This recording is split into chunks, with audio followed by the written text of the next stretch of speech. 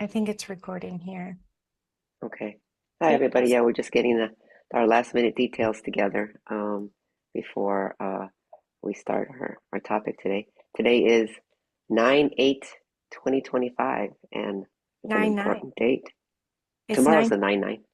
Tomorrow's the 9/9. Is it? Yeah, Oh today's my gosh, September. you're serious? It's Yeah, 9/8 today. What in the world? but that's an important date too. That's an important number. But that's a whole nother topic, but we won't be discussing that. So today we're going to actually talk about the feminine and what what that means and what that doesn't mean in a sense. So it's kind of a hot topic, but I think an important one considering what's happening on the planet. And we were just talking about it before we got on. We don't want to do things the old way anymore. We're done with those scripts. And so, what is I just call it the healthy feminine archetype that needs to be birthed or is birthing through everyone, through all of us. So, Kat, you had some good insights. Did you want to start about what you have Yeah, studied? And should I start off with the AI definition of what the divine feminine is? Let's Since let's start out with the AI definition because this is going to be fun folding all of this together. yeah.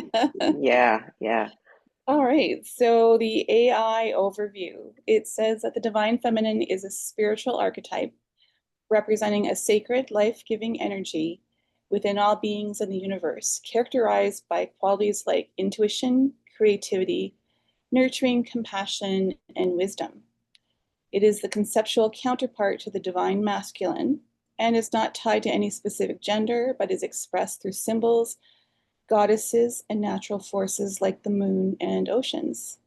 Cultivating divine feminine energy fosters balance, self-mastery, and harmony within oneself and the world.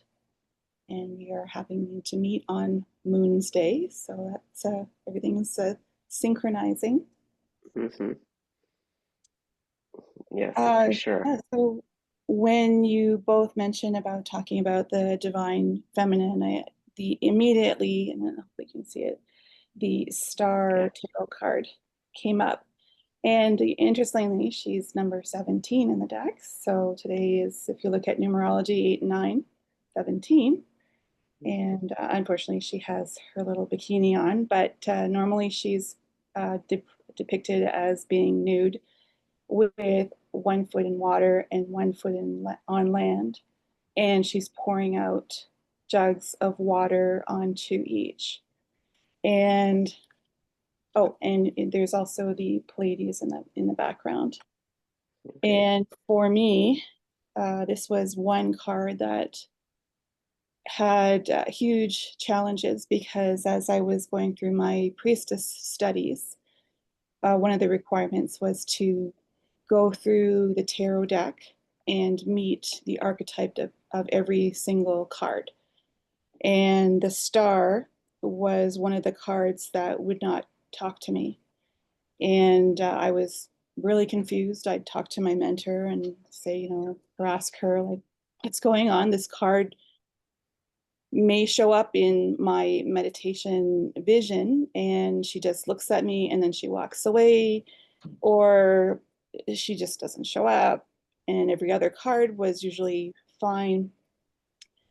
And what I was told was I just had to keep going back and researching what she represented. And I'm going to say that this card is she because the figure is a female. And the energy for me, definitely with this card, is more female, even though she represents a balance between masculine energies and feminine energies. And just from my perspective, it was easier to see her as a she.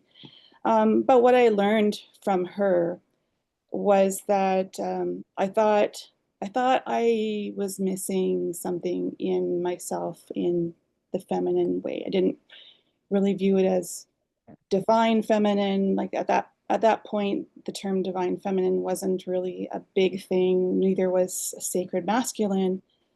But I felt like I was missing something in the feminine department, despite being a mother and like in the girly things.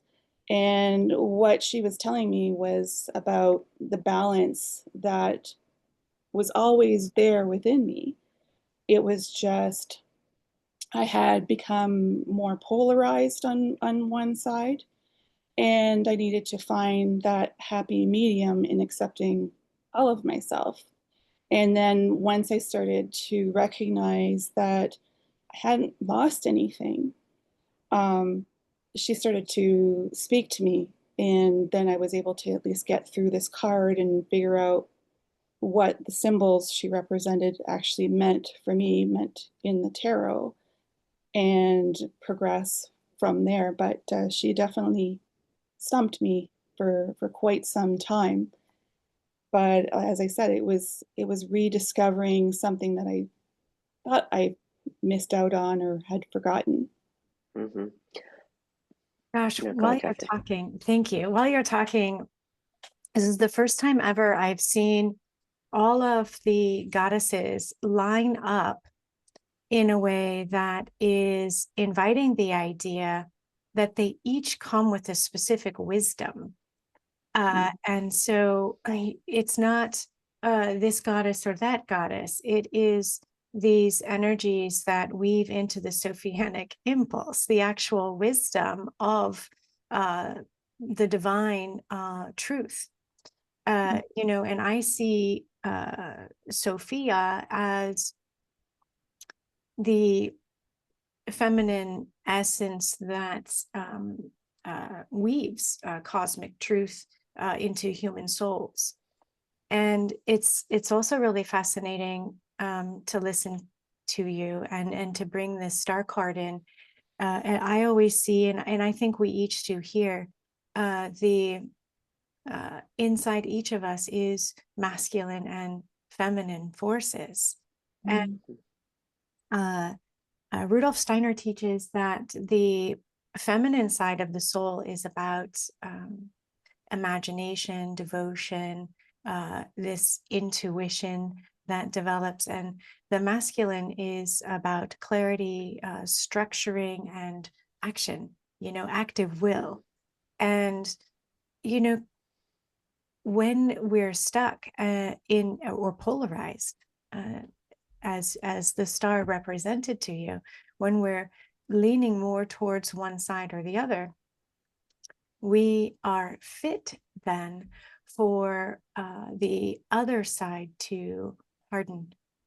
And then as it hardens, we become further and further away from the divine presence. And then we get into this phrenic state, which is something that I've seen, I'm going to do air quotes, quote unquote, Yeah. divine feminine stuck in. Mm-hmm.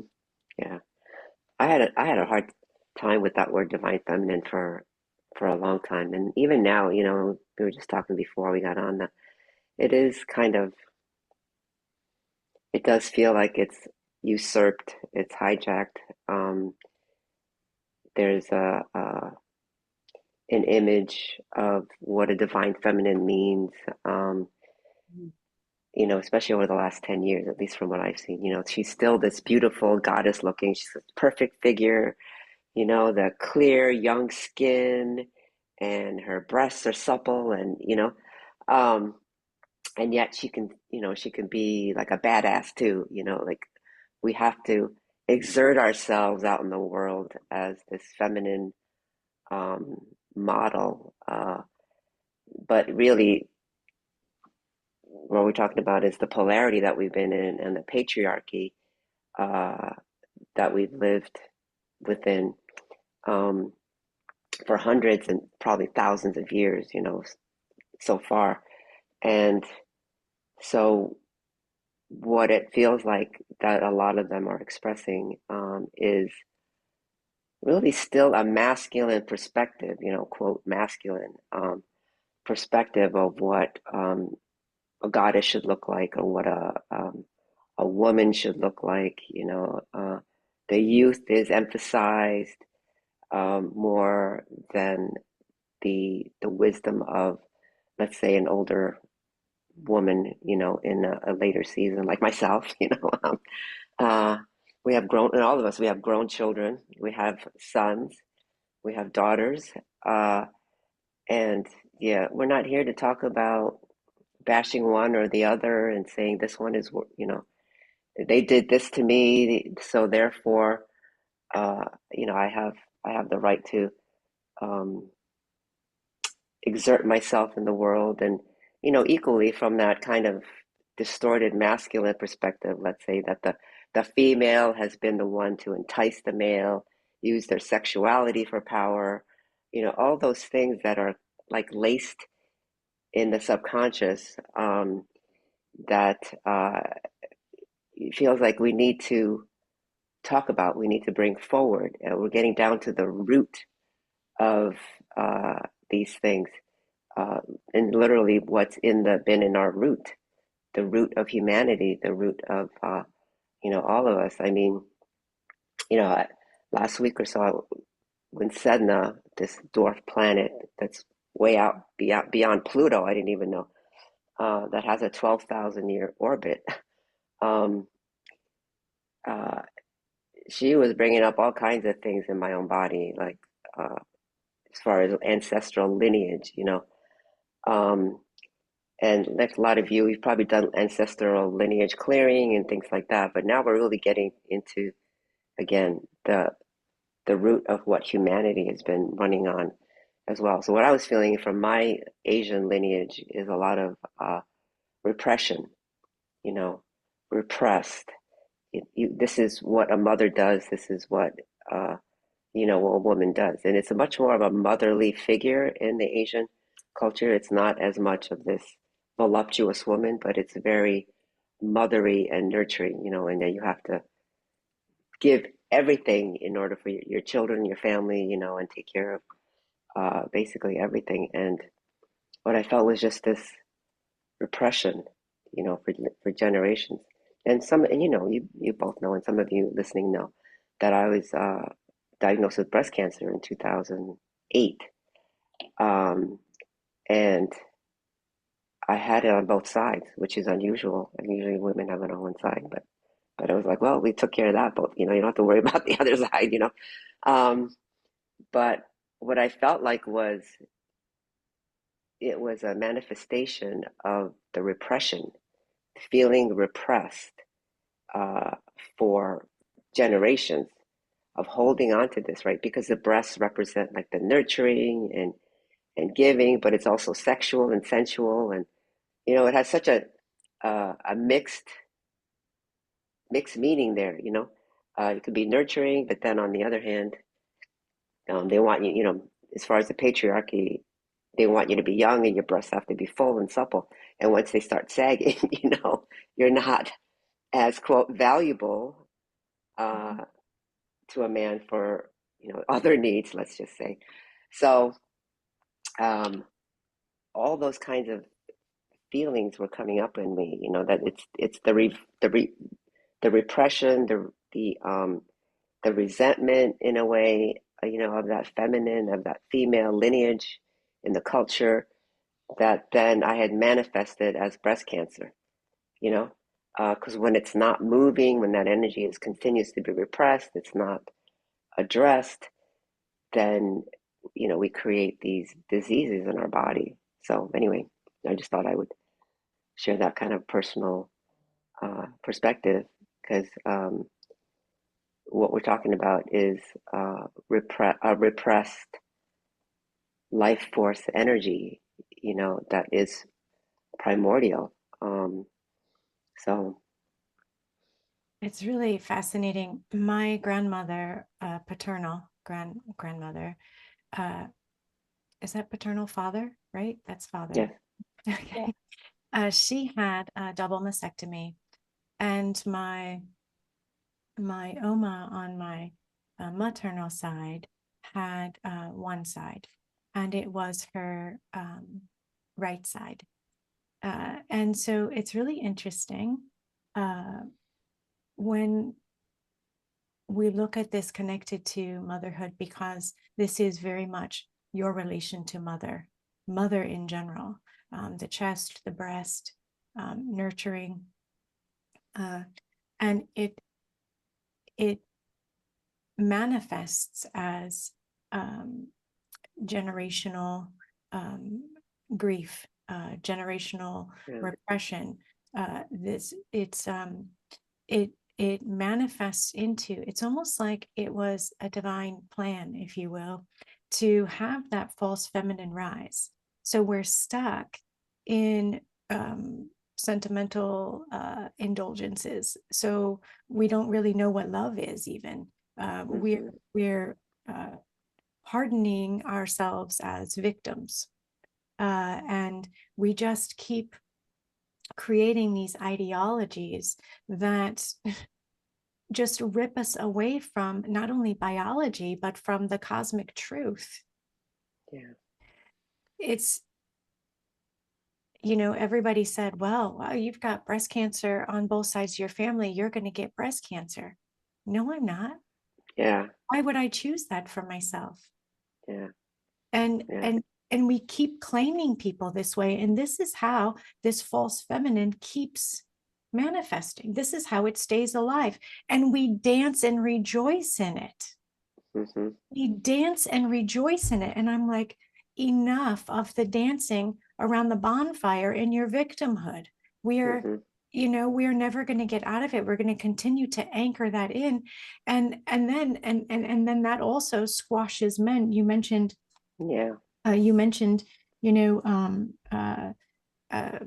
this patriarchal, you know, I look at it as women emasculating men.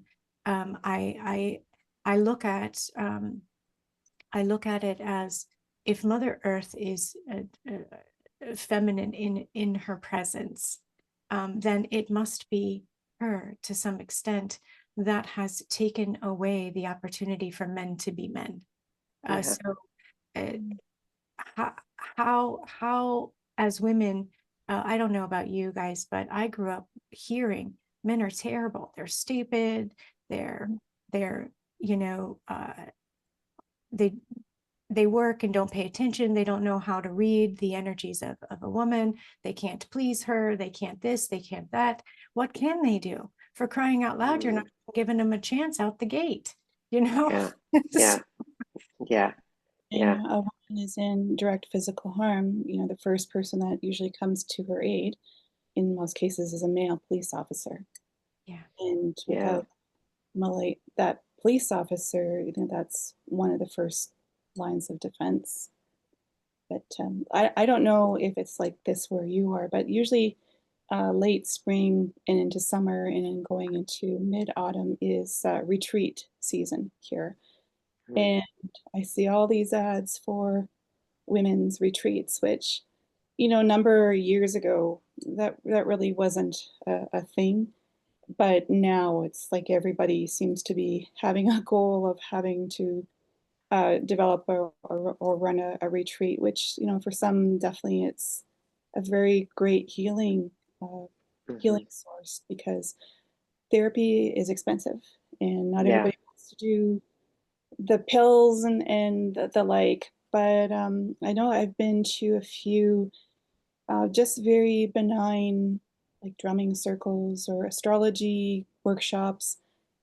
And every time there's an element of trauma dumping where the ladies are asked, well, you know, please introduce yourself with your name. And they go into this huge trauma thing, and it has no relation to the topic being studied. And the facilitator will either encourage it or like it doesn't, that person doesn't usually stop it. And you kind of are in a circle now, and it's majority women, and you have this density hanging over because now this person has dumped all this stuff into the center of the circle, and most people don't know how to transmute it. So it just kind of is there for the whole thing. A friend of mine is a First Nations shaman, and he has been asked to open circles for some of these, and his circles are about the only ones where that doesn't happen, he has some ability, at least, I guess, where he is able to contain the space, or maybe it's because the women participating feel that because there's a male present, they can't be as open. But I feel much more relief going to a workshop or something where I know he's opening and closing the circle, which is it's very different. And he wasn't really conscious of that part of it until I told him about it. He's just there protecting, making sure that there's no other influences. No, that's cool. And, as Chastity said, that there is definitely like a celebration, I guess, of this victimhood, and we all don't have a friend or someone we can necessarily express that we're having a really shitty time, but at the same time there's also no education about the other people, the boundaries of other people, and how to balance oneself when going into a public type of workshop so that you're not splatting everybody with all of your wounds, and they're even leaving basically with things unhealed too. And like you said, when the facilitator cannot transmute the container, if they cannot transmute that, and which means if you likely, or the attendees likely also don't know how to transmute their own energies. And so you're sitting, this is why I don't like to go to like singing bowl circles, because singing bowls, it pulls things out, right? But then it starts to harmonize the shit field. Pardon my but it's like I feel like I'm sitting in a dirty bathtub with a bunch of people, and so I can't go. I've never met one singing bowl player that has successfully transmuted anything. So I won't sit in. Same with yoga. I can't go to a yoga class because when you have specific poses, certain things open up and comes out, and they don't transmute it, and then you've got these pardon me, demons hopping from body to body, feeding off of them. And I'm like, ew, no, thank you. I've never been to a yoga class, seriously. I have to tell me what you see. Well, I think you might be more sensitive in other ways than I am, so maybe, you pick up on that kind of stuff. But yeah, I mean, I've always avoided being with groups of women, although I am going to go to my first women's retreat in December, because I feel like I have deep emotions and things that I need to release, and I can't do that at home with my kids and my caretaking responsibility. So I'm like, I know, but I can understand what you're saying, Kat, because I'm crossing my fingers. I've arranged it so that drumming is phenomenal. It connects you to the heartbeat, and it actually it can pull and transmute. So if you can allow yourself to be carried with that beat, there's something really beautiful there. And if we can look at like, how do we heal this, right? We want to talk about healing these kinds of energies too, right? So yeah, if we don't want to reject feminine, we want to take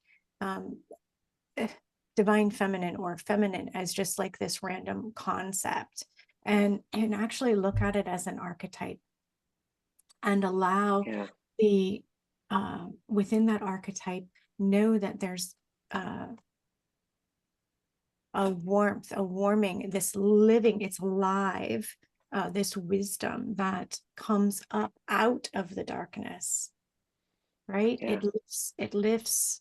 There's something about how it lifts. I mean, obviously we braid darkness with light in order to balance it. But there's something about how the wisdom needs to rise up out of it, as the archetype would rise within you. Well, go ahead. No, go ahead. My thought wasn't complete, so go ahead. I just wanted to express too about remembering or acknowledging that it's not an external force that we have to try to achieve. It's already there.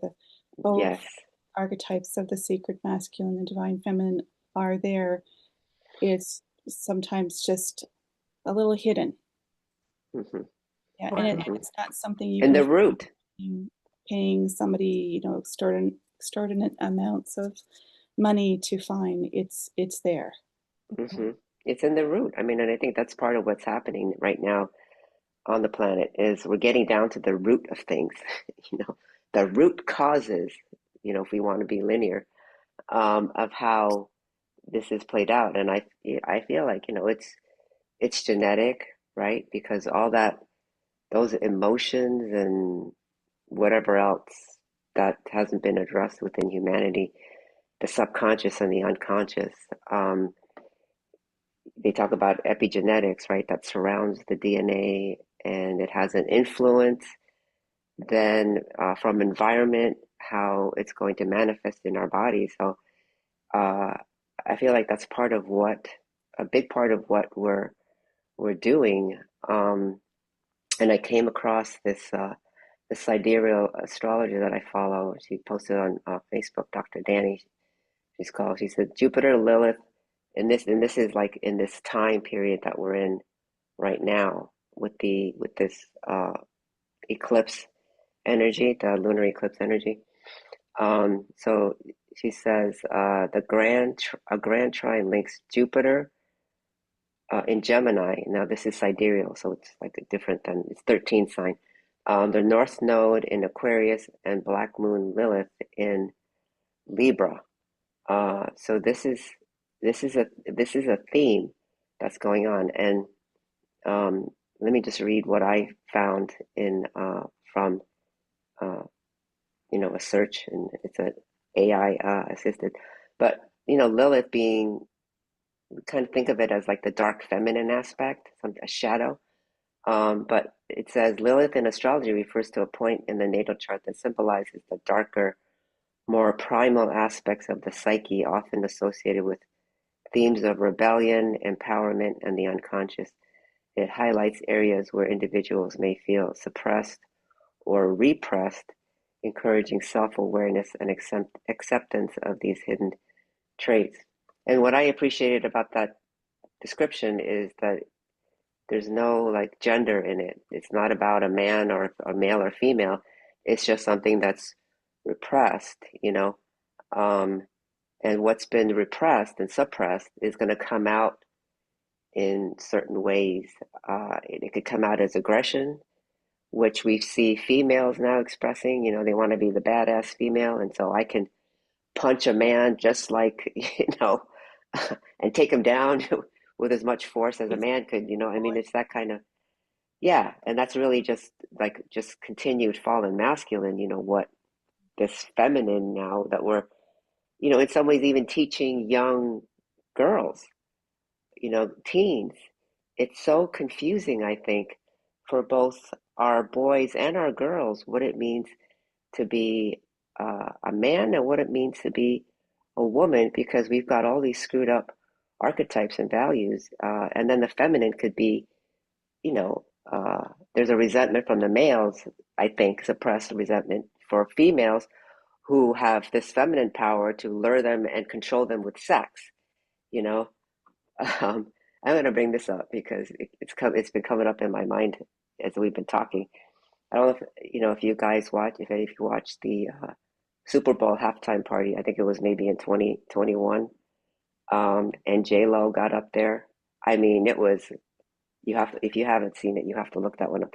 Where J Lo was the featured act for the halftime ball, and I mean, it was so satanic. It was like watching a satanic ritual. Seriously, they had dancers like dressed in red, and she's dressed in white, and then by the end, like she is being lifted up, like has this cross kind of figure, and then there's all these men, like all these muscular men and everything who are falling down at her knees.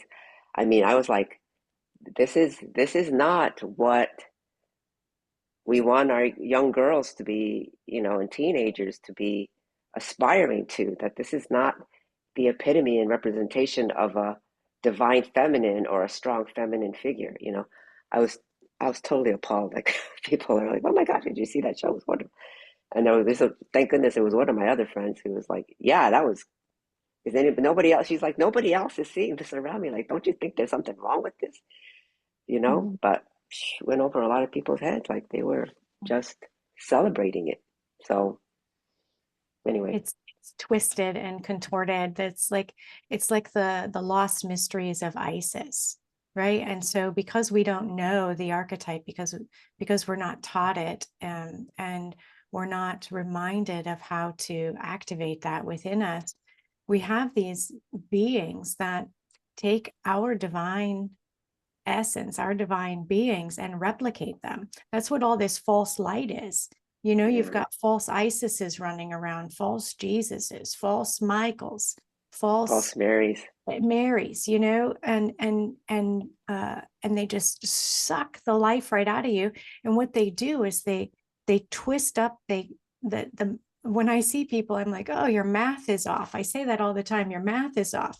You're not spinning correctly, right? The masculine and feminine energies aren't moving like they're supposed to be, which means you get polarized and something Yeah, stops moving. And then these beings can come right in, and, you know, they come right in through your soul's essence, and they start talking to you like they're these like beautiful Isis, you know, comes in and starts talking. And it's like, that's not Isis.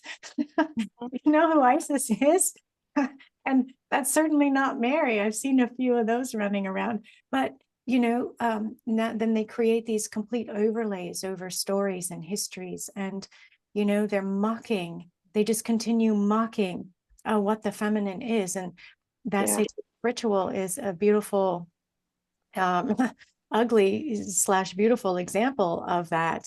You yeah, know, yeah. um, uh, And I couldn't watch it till the end, but I hear that at the end they literally have like these children in cages.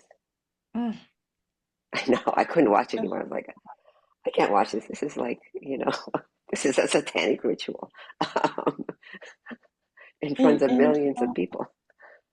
there's beautiful rituals out there to celebrate uh, young people going into puberty, whether they're a female or male. When my daughter entered puberty, a group of women and we did this beautiful ritual to um, acknowledge her femininity, um, celebrate her her female body, help her to recognize the value in being feminine, but also help her to acknowledge the balance that she also embodies.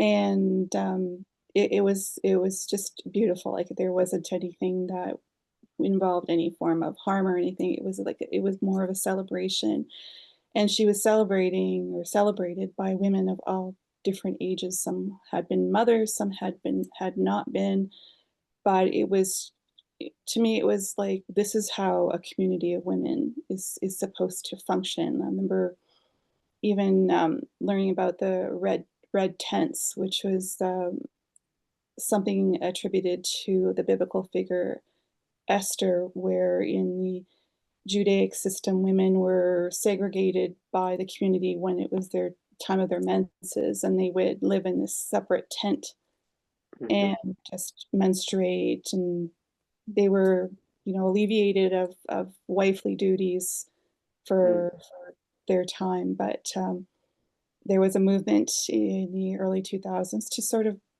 bring back this red, they called it red tent, without the Mm.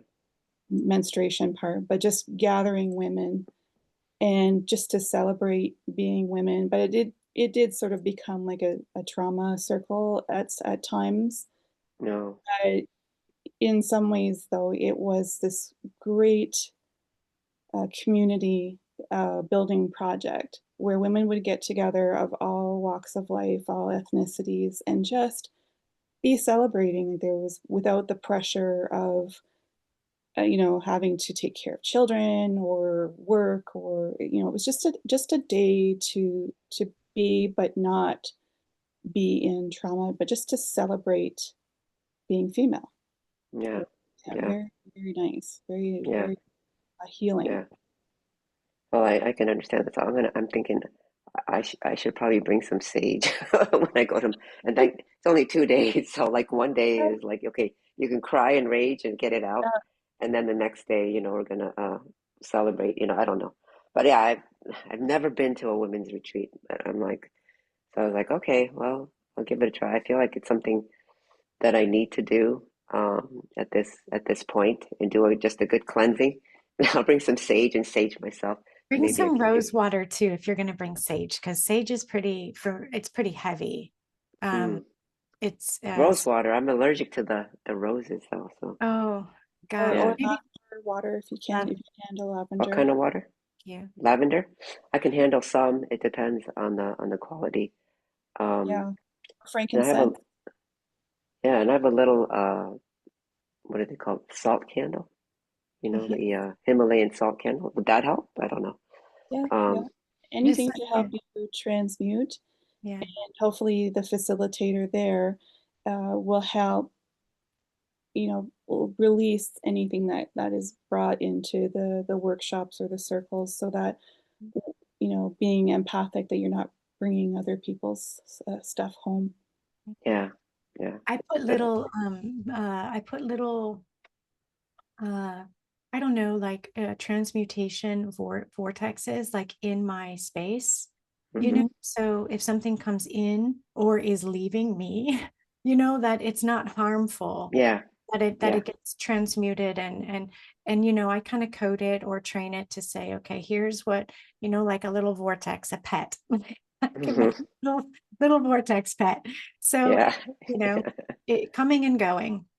Yeah, yeah. Uh, yeah. I yeah. just put a tiger It, balm on it, the bottom of my feet now. Yes, oh, you that's need to do right. that. I need to That's do right. that. Yeah. I know. I need to get to, and they're pretty easy to get. I'm sure I can get it Yeah. from Yeah. Amazon shipped by tomorrow. Yeah, I know. Tiger Balm. I know. I forgot that. I have to I have to. remember that one too. I should have got Yeah, that for traveling. Um, I should have got that for traveling, but I can probably pick some up. It's But stinky. Or yeah. You could probably. you have like Vicks Vapor Rub. That Oh, has okay. a Yeah, that's distort easy to in get. it. You yeah, could probably get it at the airport, although it'll cost you an Yeah. arm and a leg. I have a tiger balm here somewhere. I just have to Yeah. locate which cabinet it's in. So Mm. It's a Oh, I do have handy this made Titan. ointment, so, and it's yeah. accessible. Hmm. Yeah.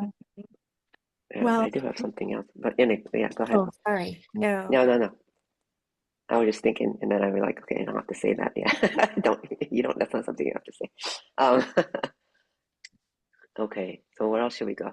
Yeah, what? I mean, this is a big transition that we're in. The old world cannot function the same way, um, and and tell me what you think of this, because for the last few days, and I know it's from Sammy, there's been this kind of these sometimes these awarenesses come like, why am I thinking about this? A lot of times it has to do with Sammy, but what I've been feeling is that obviously a lot of this is really not part of the true human design, you know. Um, and so even thought forms, thought patterns of aggressive masculine and fallen feminine, there's all these thought forms that have been created, um, and there's actually a like what feels like it's like rubbing, you know, rubbing against each other, like because this true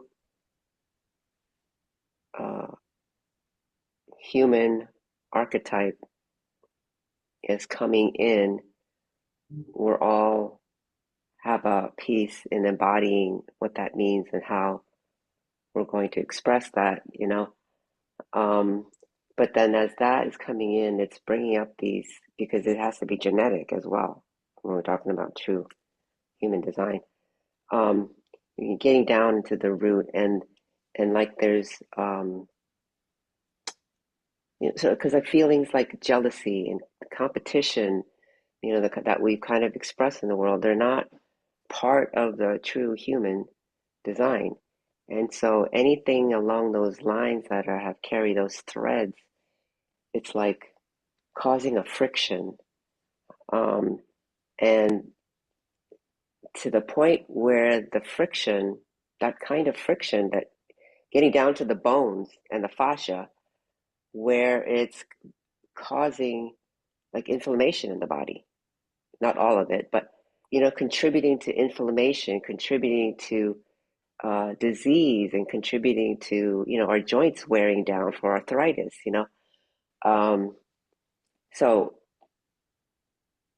I think that's part of why this is coming. This is coming up in this phase that we're in, and also like that friction. It kind of gives you discernment. It helps you to discern. Okay, what's going on here? What am I looking at? So anyway, just thought I'd throw that in there. Well, even if you look at history, and this just goes back to the aging process, but you have the Old Testament talking about how some of the biblical figures lived for hundreds of years. You have the stele, I think the Babylon stele, or is it Sumerian, where it's a list of kings, and in between each king, there's almost thousands of years. There's reports of some of the Chinese emperors that lived for a few hundred years. So it does seem that the human genome, or the human form, has the capacity to live extended periods of time healthily with your full faculties. Yeah. And we aren't necessarily meant to expire at after 75, 80 years. Mm-hmm. And I've heard that either this is a program that's been inserted into us, or this could be one of those thoughts that we've manifested into ourselves, that we believe that, oh, when we reach 75 or 80, this is, oh, time's up, we got to go. Mhm. Yeah.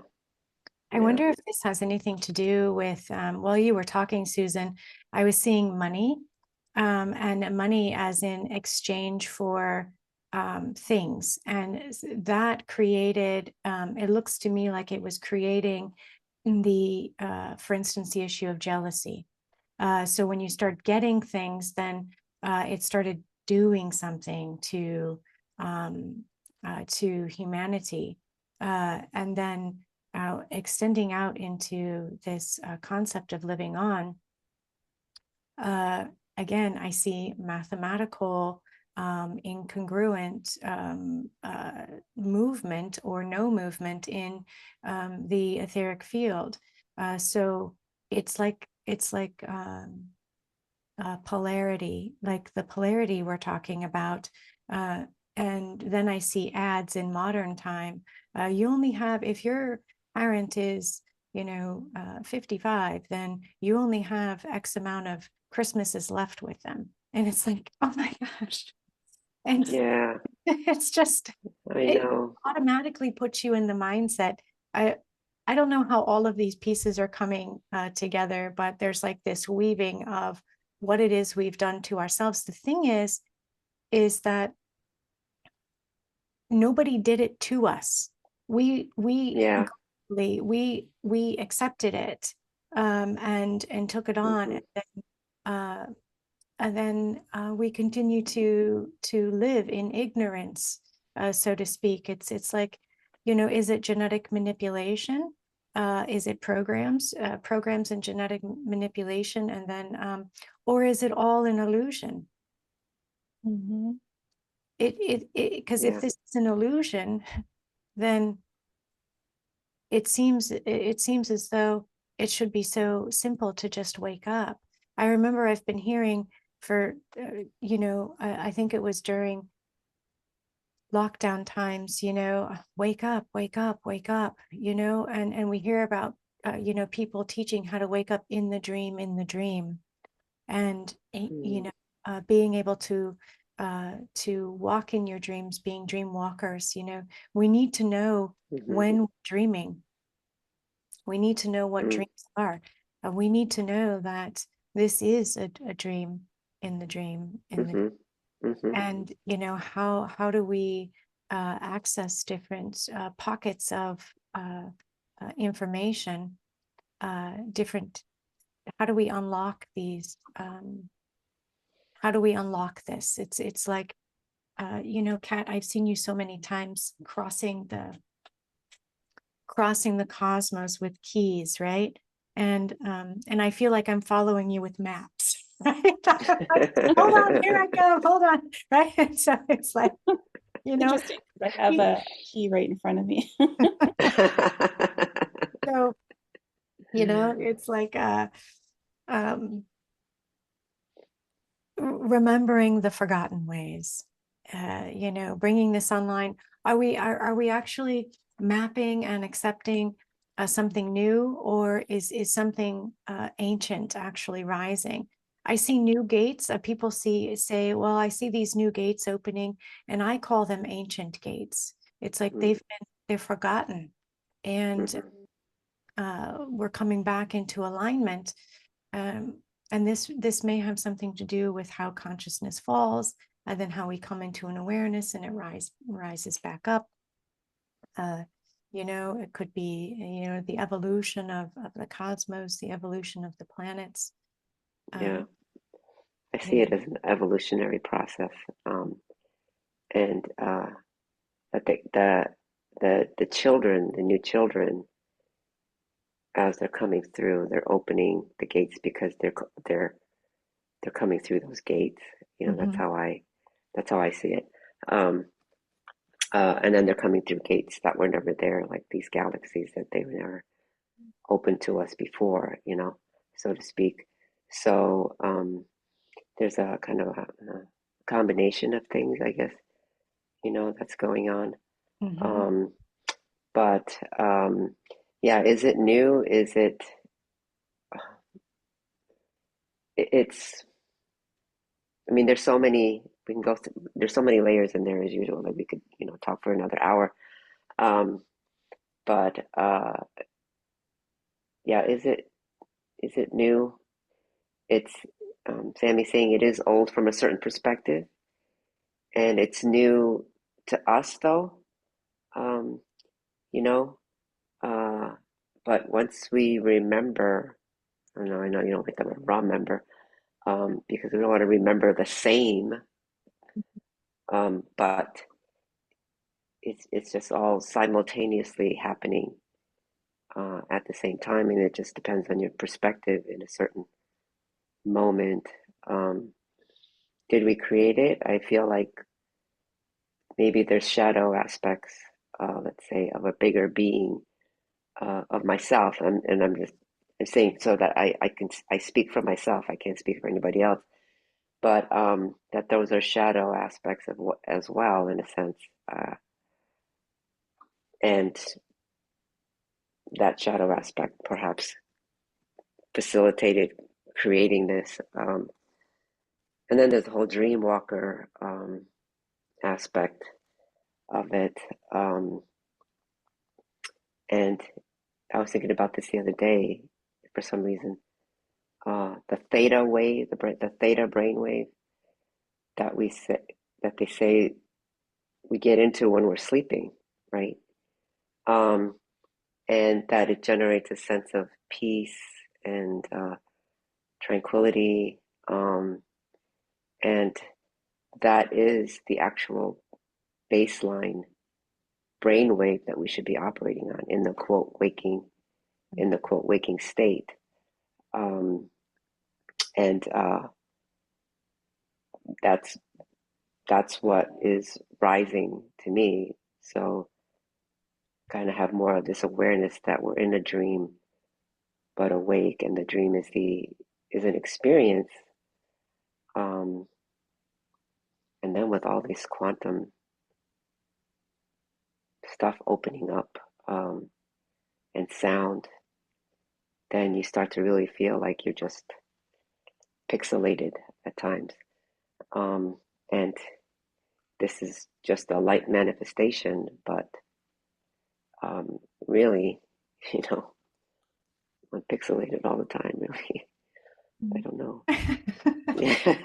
I wanted to mention, thank you, Susan. The when we go back into like jealousy or this separation or these polarities, it's like men and women are competing against each other, which is causing that in itself can cause the inversion. You know, going into the new age feminism, can I call it that? Yeah. um, I can do it just as good as he can. Well, you're made a little bit different, and you're made a little bit different for a reason. It's not a competition. It's a competition, and this is what's, I think, causing a lot of the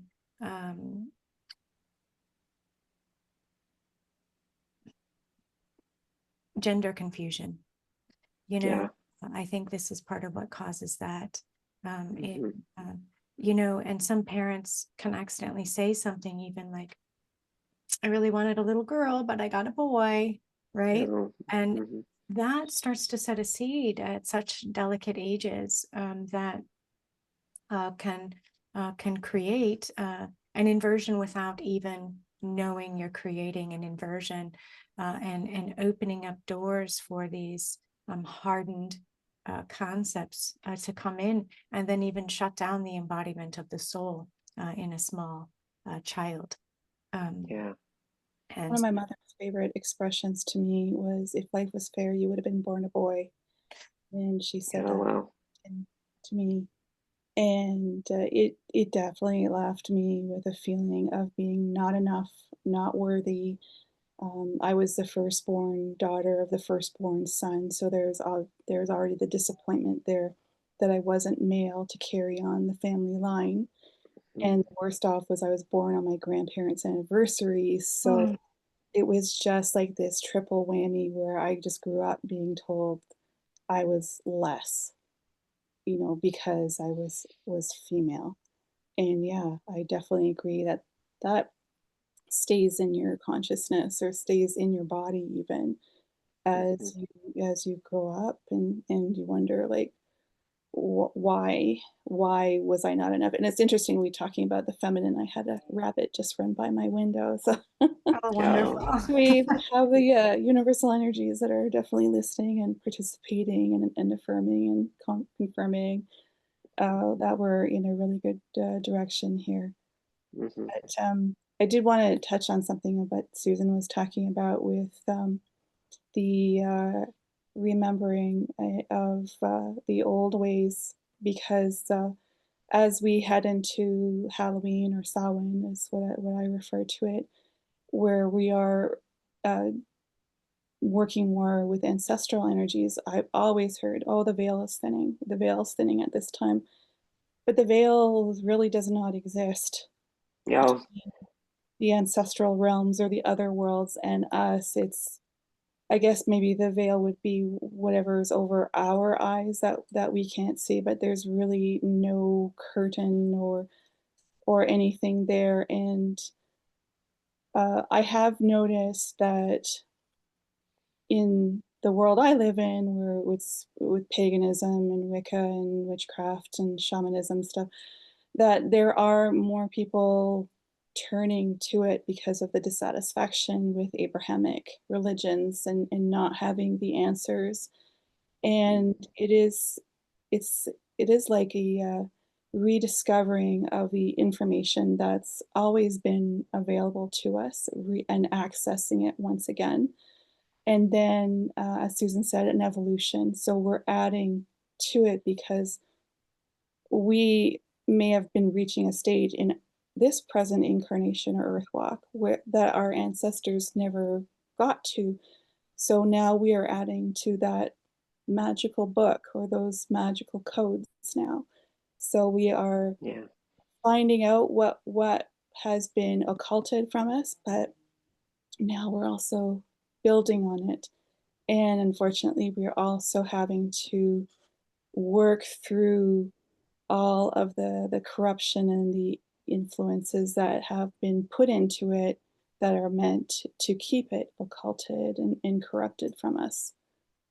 So we're in a very, very Mm-hmm. mystical time, I view it. And, you know, that it's, Mm-hmm. I find it's no coincidence that we have Lilith now that's interacting so much with humanity at this point. I see her mentioned quite often. People don't Yeah, I fully know. understand who she is. They hear the name Lilith and they're like, oh my God, you know, like she's a demon Yeah. and all that. And she Mm-hmm. represents so much more than how she's been pictured. I used to have Yeah. her, I used to call her in for my children.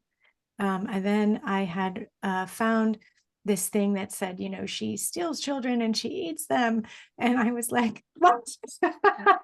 I'm like, that's not the Lilith I know. That's not the Yeah. one I know. But I was like, um, I hope I didn't. Anyway, it's so there's so much to unwind, I guess is my point. Thank you. That was so beautiful. Yeah. Yeah. It's Yeah. straight line, and then it's not a yeah, it's a woven crooked line as I see Mhm. things. Yeah, it's just with so many different influences. Mhm. And that's the confusing thing, right? About even with the gender confusion, because I feel like part of the energy of gender confusion has to do with we're unraveling these strict male, female roles, archetypes of what it means. And so then when that's being unraveled, so that we can kind of let go of more of those rigid rules, because when I was growing up, I mean, boys did not wear pink. No way was a boy to ever wear pink, or even carry pink. Um, and it was much more rigidly, like even enforced.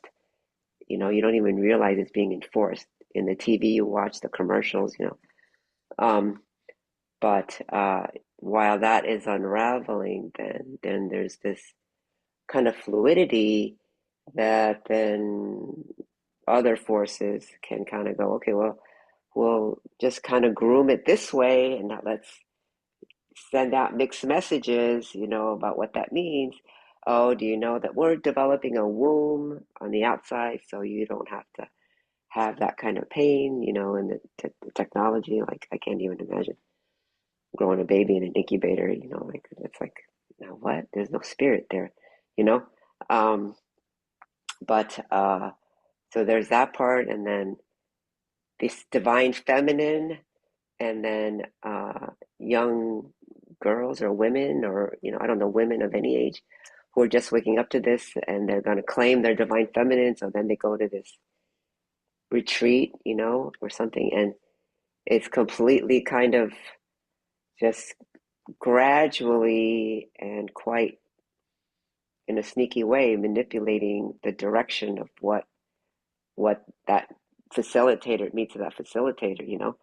Um, so very confusing Speaking, phase. yeah, speaking of sneaky ways, my dad used to always wear pink Converse. And he said real men wear pink.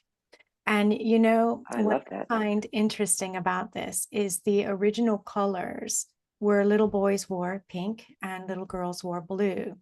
And in the distortion, and that's true in the etheric realm, father is represented as magenta or pink, and mother is represented as blues.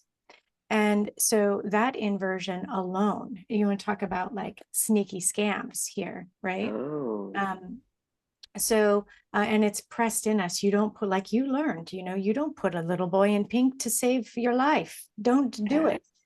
He yeah. would be engulfed in masculine, fatherly energies if he were to wear pink. Wow, And wow. we don't have that privilege of knowledge. You have to actually really search for that. And of course, be able to use your inner vision to see the expression of mother and father or masculine and feminine. Mm-hmm, mm-hmm. Yeah. Okay. I don't know how much longer I think you have. I think To, that we could continue to go on. Uh, yeah, you yeah. know, I uh, know. I invite questions, putting questions below in the comment box about the topic that we're sharing today, from our own personal experiences and opinions, and like put questions in, and also in anything else that you guys might like us to discuss. We get private messages sometimes, and sometimes public messages about, hey, could you talk about this? So I had a really great time. I was going to ask you before we go, Kat, would burning, I was looking at it because I have a little mugwort stick. Would that be good for her to bring? Would mugwort be more gentle on Susan's body, do you think, in her retreat? Definitely mugwort. Well, see, mugwort may be better to put in your luggage to make sure that your luggage doesn't get mixed up with anybody else's. I guess I'll pop it in mine. Yeah, yes. I usually put a little bit of mugwort in my luggage whenever I travel. Mugwort, I would say you're better off to, if you can handle sage, bring that. But if the floral waters are more resonant with you and easier on your system, they would be just as good. Mugwort can be a little tough. You definitely don't want to be drinking any mugwort tea, or you will have some fantastic experiences with the other realms. But yeah, it wouldn't be the first one that I would reach for. Bay leaves, even, so that you maybe burn one or two when you go back to your room, just to clear the space, clear you, and they don't have an atrocious smell, and you can get them from your grocery store. Okay, so basil. Bay leaf. Bay leaf. Bay leaf. Oh, bay leaf. Okay, bay leaf. Yeah, that sounds easy and doable. I don't think they'll take it out of my luggage. No, no, probably not bay leaves. No. Yeah. That looks pretty innocent. Yeah, I know. I was like, do I want to go? Like, I don't know. I don't like to be around a bunch of women, except for you ladies. But I've always had issues, like, dating back to when our childhood. You know how they can be. But you know what? It can It's an be opportunity tough, to get away. in the right environment with the right facilitator also can be really, really supportive too.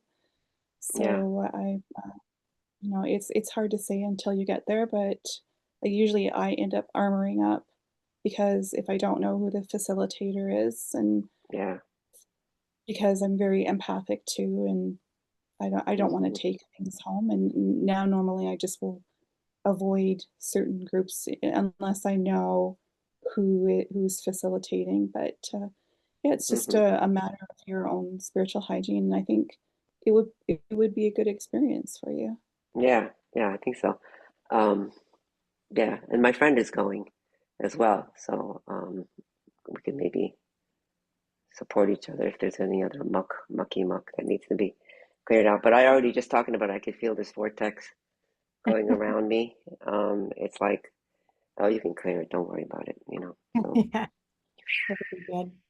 Yeah, I know, but it's good, Okay, any other last minute things that we want to do to close? Or, I think we got some good suggestions, or just take some deep breaths and Yeah, I feel like a deep breath. I took a deep breath just now, and that felt really good. Yeah. or clear our energy field. I felt my root most of the time that we were talking, like the tailbone. I was like, wow, we are really getting to the root causes of things. The seeds. And Susan, actually, I wanted to ask before we left, did you wear purple because of the illustration you did a few days ago with the Yes. Yes. purple? Wonderful. Yes.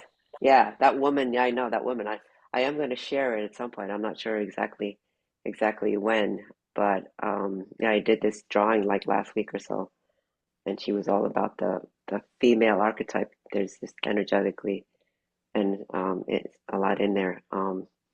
So I ordered just a dress from Amazon, it's like $30 or whatever. I was like, hey, it's kind of cute. It's a great color for you as well. Oh, thank you, thank you. Yeah, so I thought, well, if we're gonna talk about this today, let's. I'm gonna wear that. But yeah, deep breaths, and if others of you out there are feeling all this stuff coming up, and you're like going, I thought I cleared this, I thought I healed it. Why is it coming up? Why do I want to cry? Why do I feel angry? Why, uh, this could be partly why. And, you're not alone. This is something planetary as well. And for the males too, clearing out their, healing that aggressive masculine. And we see other facilitators, men who are trying to mentor growing boys and things like that for a healthier masculine representative as well. So we're not here to split.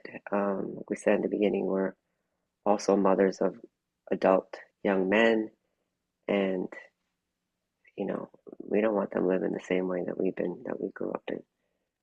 So with that, yeah, Thank you, ladies. It thank was you. wonderful to share space with you each. Safe travels, Jess. Definitely safe travels.